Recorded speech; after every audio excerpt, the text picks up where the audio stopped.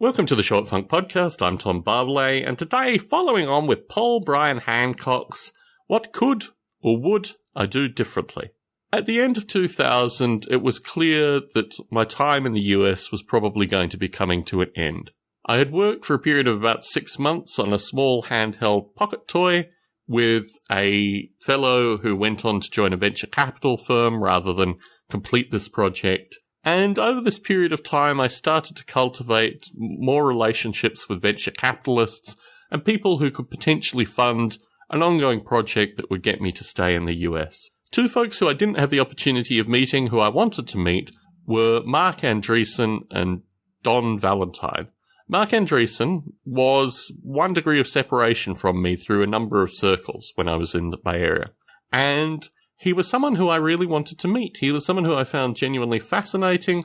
Although folks may not remember him now, he created Netscape, Mozilla. Well, he wasn't really heavily involved with Mozilla, but he's part of that first generation internet royalty that's now a little bit quieter, a little bit back in the shadows, but I'm sure he would have been an interesting fellow to meet. Don Valentine invested money in Apple. He invested money in Intel.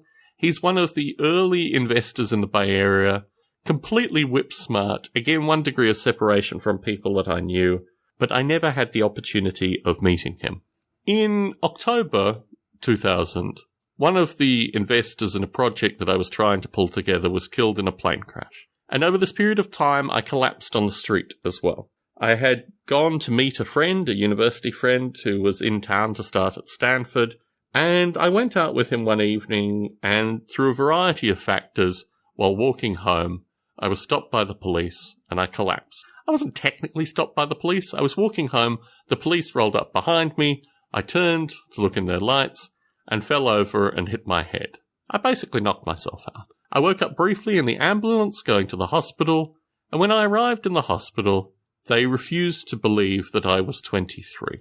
My body had completely worn out. It was, like they said, a body of a 40-plus, 50-year-old potentially, and something was severely wrong with my general existence. I knew on some level that I couldn't stay in the US, and I couldn't continue to associate with the people that I was associating with based on this situation. The advice from those that I knew at the time was that I should take a couple of days off and then get back to work. Get back to the 6.5 days a week, 20-hour days that had basically got me cycling on the spot. The stuff that I learned through this period of time was mainly associated with litigation. It was associated with dealing with lawyers. It wasn't associated with developing technology or any meaningful intellectual property for that matter. I needed to leave the US. Potentially, I could have stayed in the US. There are a variety of things that I could have done to stay in the US, but ultimately, my body was telling me enough was enough. Enough of this lifestyle, enough of these circumstances, enough of these people around you. You just need to get out. And in 2001, I did. I arrived in the UK, emaciated, and that was one of the other downsides I should have pointed out.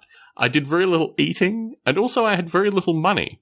The nature of, not necessarily litigation, but pre-litigation and just dealing with hostile adversaries is that you pay lawyers an exorbitant amount of money. And through this period of time, although I was living in Los Gatos, which is a relatively wealthy area of the San Francisco Bay Area, I had no money. I watched $200, $100, $50 just go through my fingers, down to the point where I had virtually no money to my name. I was able to get a small cash loan, which got me an airline ticket out, that I was able to pay off. But this experience through this period of time left me in a state that ultimately I landed and arrived at the Leicester YMCA. And that was really a period of time where I had to survive. If I had cultivated other relationships, if I had made broader friends, if I had known the likes of Don Valentine or Andreessen, maybe I could have stayed in the US, and maybe things would have been very different. But as it was, I had to arrive in the UK, and I did. Tom Barbalet in San Jose, signing out.